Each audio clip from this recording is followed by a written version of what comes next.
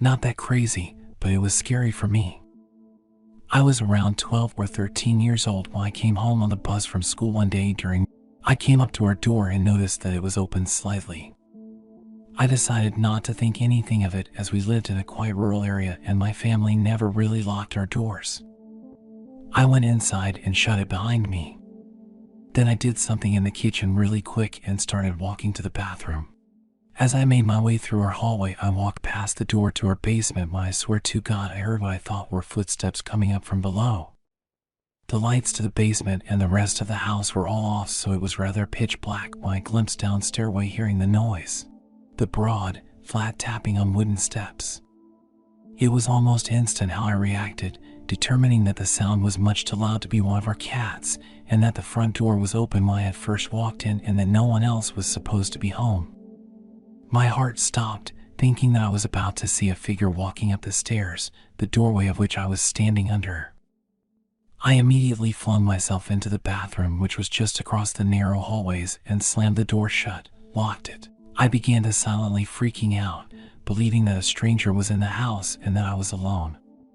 With no access to a phone, I stood still in the bathroom for a bit, trying to hear if anyone was moving around on the other side of the door, though I don't exactly remember if I had heard anything else after that. The next thing I knew, I was opening up the only window in the bathroom so as to make a getaway.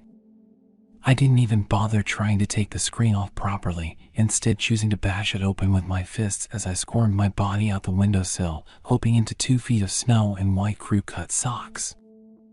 I quickly stood up and started hopping in great strides through the snowbanks towards my closest neighbor's house, about 80 yards away.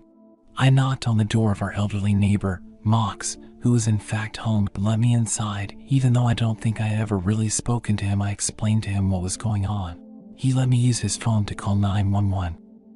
Cops said they were on their way. 40 minutes later, a squad car shows up and the deputy does a sweep of the house, finding nothing. There didn't seem to be anything missing, and in the heavily tracked snow there was no way of telling whether someone had just left the premises. So there's a good chance it was nothing, but no real way of knowing. Either way, I was freaked out tweener. I lived in a funeral home for about a year while I was in college. Let me preface this by saying it wasn't a full-time funeral home. It only got used about 3 times a year. The director had retired but still opened up shop to help out family, friends, and the like. I lived on the 2nd floor, and some friends lived on the 3rd floor. The 1st floor was an elaborate funeral parlor complete with a crematorium, embalming room, and a small chapel attached to the side. It wasn't in the best condition. In the summer, we cranked the AC window units and, without fail, the breaker would flip. We had way too much power between gaming and AC units for that place to sustain power in the summer for very long. Someone would be designated with the grim task of going into the basement through the parlor, down the grungy, terrifying stairs, through the casket display room, and into the laundry room to flip the breaker. One night in July, the breaker flipped. The main difference between this instance and all the others was the body sitting downstairs. It was an elderly woman. No one had really showed up to the ceremony, and it was a sad affair all around. I laid in bed thinking to myself that I could deal with the heat and the sweat and just make it to the morning. There was absolutely no way I was walking down those stairs and going past that body to get to the basement. I kept having these visions of this old woman just sitting upright in the casket and gunning for me 28 days later style. So I texted my roommates, who were all home for the weekend, and advised of the issue. After about an hour in the heat, it became fairly clear that I wasn't going to get an ounce of sleep, and I was drenched in sweat. My roommate, who shared the 2nd floor with me, advised on the loaded handgun he kept under his mattress, and I quote, just in case a corpse comes running up the stairs. It was already loaded, so I grabbed that thing and made a run for it. I sprinted as fast as I could, turning every light on that I could along the way. Flipped the breaker, ran back upstairs, past the body, and didn't even bother turning a single light off on the way back up. Scariest moment ever.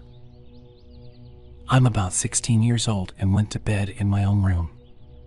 I wake up in the middle of nowhere with nobody around.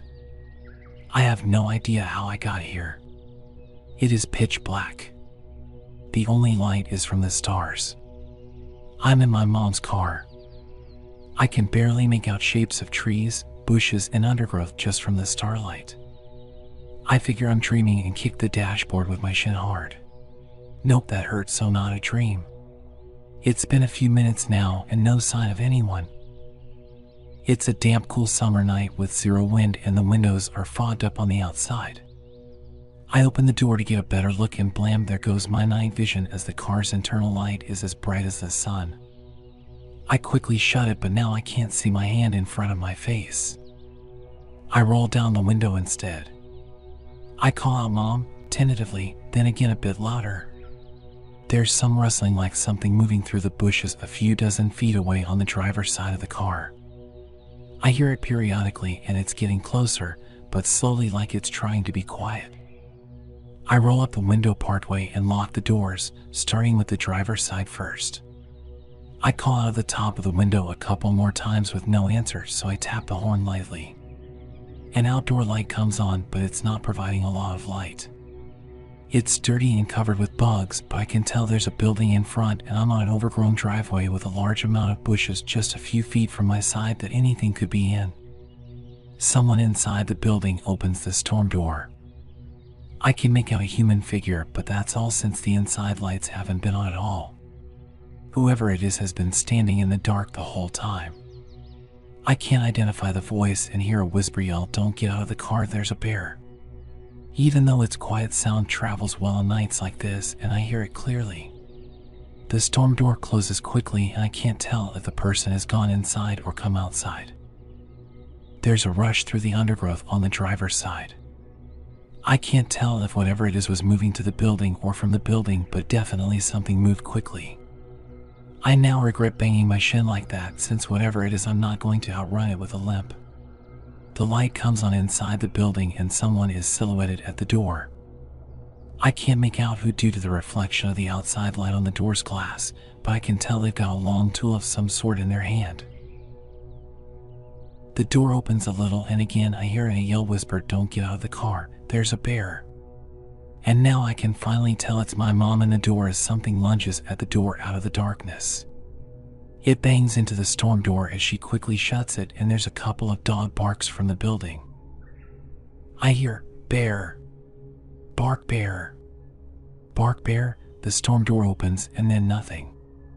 A few seconds that feel like minutes pass before my mom opens the door again and outside a bit and says, "Oh, it's okay.